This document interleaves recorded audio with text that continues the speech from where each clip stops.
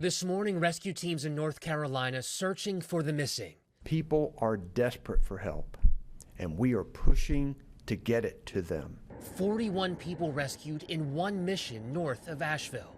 We also rescued an infant, and were able to take that infant directly to the hospital for care. In parts of the city, the flood water has yet to recede. Where it has, washed out roads and mud remains.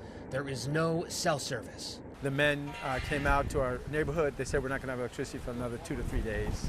In Tennessee, Governor Bill Lee surveying the damage from a helicopter over the weekend, finding homes and buildings washed away.